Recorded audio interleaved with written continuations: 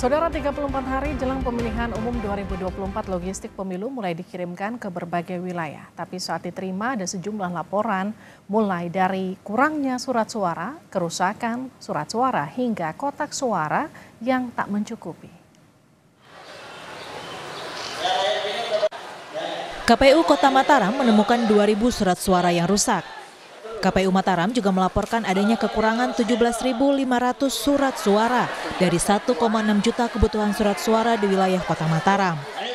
KPU Kota Mataram sudah mengirim laporan kerusakan dan kekurangan surat suara ke KPU Pusat untuk segera mendapatkan gantinya 10 hari sebelum didistribusikan ke 1.248 TPS. Kerusakan dan kekurangan surat suara itu diketahui setelah proses sortir dan lipat surat suara di gudang KPU Kota Mataram. Jadi kita sudah sortir lipat untuk surat suara. Inilah contoh kerusakan surat suara yang kita temukan dalam proses sortir lipat untuk Pilpres, termasuk yang berlubang seperti ini. Seperti ini. Ini berlubangnya gini. Ya, berlubangnya dan termasuk sobeknya seperti ini.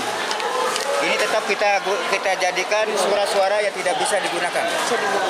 Ada kekurangan pengiriman dari percetakan sesuai dengan kebutuhan 1.600 sekian itu. Kita kekurangan kurang lebih 17.500-an. Di Depok, Jawa Barat, KPU Kota Depok menemukan ratusan kotak suara yang rusak. Temuan ini didapati setelah pengecekan ulang gudang logistik KPU Kota Depok. Ketua KPU Kota Depok mengatakan pihaknya menemukan sebanyak 210 kotak suara yang rusak. KPU Kota Depok telah melaporkan kejadian tersebut kepada pihak penyedia logistik pemilu. Yang rusak ini kotak suara. Nah, itu sudah berkoordinasi dengan KPU Provinsi untuk meminta pengganti dari pihak penyedia. Totalnya berapa yang kurang lebih 200. Ya, angka pastinya saya cek lagi ya, 210 atau 212. kotak ya? Ya, kotak. Itu kapan deadline-nya? Nanti kita tunggu jawaban dulu dari pihak penyedia terkait kapan itu sampainya di Kota Depok. Di Semarang, Jawa Tengah, truk pembawa surat suara terguling di jalur antara Kabupaten Semarang dan Temanggung. Truk mengangkut 400.000 lembar surat suara untuk daerah kepemilian 1 dan 6 DPRD Kabupaten Magelang. KPU Jawa Tengah memastikan distribusi logistik pemilu ke daerah lain tak terdampak. Batas akhir pengiriman surat suara dari penyedia ke kabupaten atau kota adalah pada 15 Januari 2024. Kalau kita melihat timeline itu batas akhir untuk penyampaian surat suara dari penyedia ke kabupaten kota itu batasnya 15 Januari.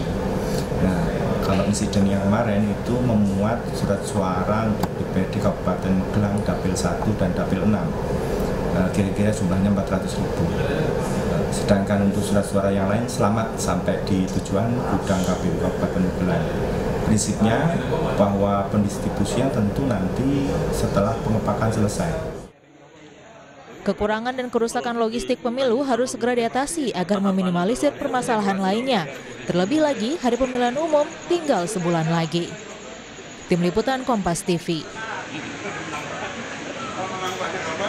Saudara, bagaimana KPU sebaiknya merespon laporan kerusakan dan kekurangan logistik pemilu di sisa 34 hari jelang pemungutan suara? Kita bahas bersama Fadli Ramadhanil, peneliti Perludem dari Perkumpulan untuk Pemilu dan Demokrasi. Mas Fadli, selamat malam.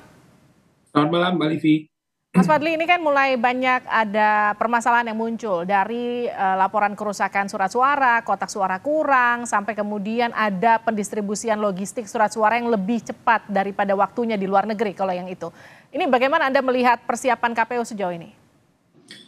Pertama, untuk melakukan manajemen logistik di pemilu sebesar pemilu Indonesia itu memang menjadi tantangan yang sangat tidak mudah ya. Artinya untuk pemilu DPR RI saja itu akan ada 84 varian surat suara, karena dapilnya ada 84. Untuk DPRD Provinsi ada 301 varian surat suara sesuai dengan jumlah dapilnya. Nah, DPRD Kabupaten Kota itu lebih banyak lagi, ada 2.200 lebih varian surat suara yang mesti dicetak dan didistribusikan oleh KPU. Nah, dengan konstruksi jenis pemilihan umum yang sangat begitu beragam ya, ini memang menjadi tantangan tersendiri. Tapi kan ini sudah harus dituntaskan oleh KPU karena ini sudah mau 34 hari menjelang hari pemungutan suara. Nah, respon KPU mestinya sudah mulai melakukan identifikasi secara mendetail ya, di wilayah mana saja, baik basisnya provinsi, kabupaten kota, dan tentu saja berbasis daerah pemilihan, mana yang surat suaranya kemudian rusak, kurang, tertukar, atau persoalan-persoalan lain yang akan berpotensi mengganggu hari penyelenggaraan pemungutan suara.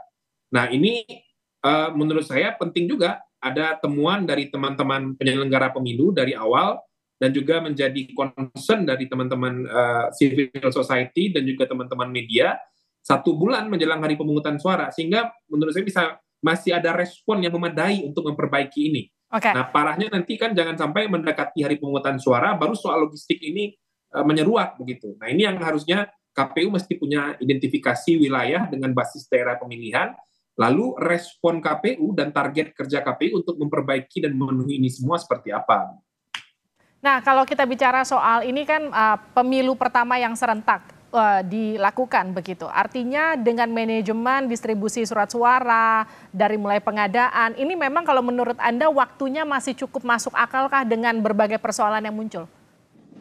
Kalau pemilu serentaknya sebetulnya ini sudah yang kedua, Mbak Livi. 2019 kan juga sudah serentak ya, pemilu presiden dengan pemilu legislatif 4 kotak itu, jadinya 5 kotak.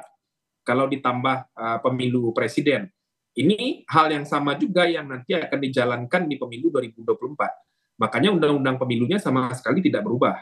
Nah, oleh sebab itu, waktunya menurut saya 34 hari atau 33 hari menjelang hari pemungutan suara masih sangat cukup. Karena kan ini muncul karena KPU Kabupaten Kota di gudang-gudang logistik mereka kan sekarang sedang melakukan sortir secara intensif ya terhadap surat suara, kotak suara terutama, mana yang kurang, mana yang rusak, mana yang tertukar, sehingga nanti akan dilakukan perbaikan dengan segera. Nah, yang jadi tantangan juga kan tidak semua perusahaan-perusahaan pengadaan logistik terutama surat suara ini berada di wilayah yang secara geografis dekat dengan wilayah-wilayah yang surat suara maupun kotak suaranya ini rusak, kurang, atau bermasalah. Nah, ini yang harus dipikirkan oleh KPU menurut saya. Jangan sampai persoalan jarak antara perusahaan pengadaan logistik ini kemudian menjadi problem juga untuk dengan segera melakukan perbaikan dan pemenuhan terhadap logistik ini. Gitu. Artinya bagaimana KPU bisa memastikan logistik pemilu akan aman dan sampai sesuai dengan target waktu?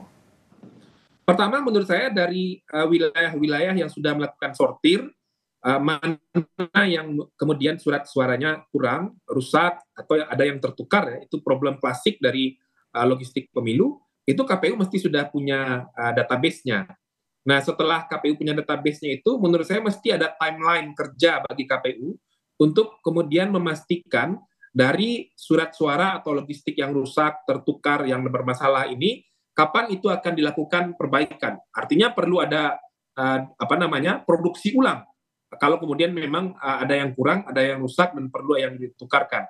Nah, setelah produksi ulang perlu juga misalnya bagaimana proses pengirimannya, proses pengiriman logistik kepada kabupaten kota sesuai dengan varian surat suara per daerah pemilihan, dan kapan itu akan dilakukan penyortiran ulang lagi. Nah, setelah dilakukan sortir ulang, itu kan waktu akan terus berjalan, semakin mendekati hari pemungutan suara, dan mesti dipastikan itu tidak kurang, tidak tertukar, dan tidak rusak. Gitu. Nah, Mas Fadli, proses sortir kan sedang dimulai. Anda optimiskah ketika kemudian semua mereka yang bertugas ini bisa menyelesaikan tanggung jawabnya sesuai sama deadline, sehingga kemudian penyelenggaraan pemilu bisa berjalan dengan tidak terlalu banyak drama? Kalau KPU-nya serius, bekerja secara profesional, waktu 30 hari atau 34 hari masih cukup bisa kita optimis ya, persoalan logistik ini bisa diselesaikan. Nah, yang penting juga bagaimana KPU bisa terbuka, bisa transparan, dan bisa komunikatif dengan publik untuk menjelaskan bagaimana mereka mengelola logistik pemilu ini. Karena bagaimanapun ini adalah ujung dan inti dari penyelenggaraan pemilu, Mbak Livi. Baik, terima kasih Mas Fadli sudah bergabung di Sapa Indonesia Malam, sehat-sehat selalu.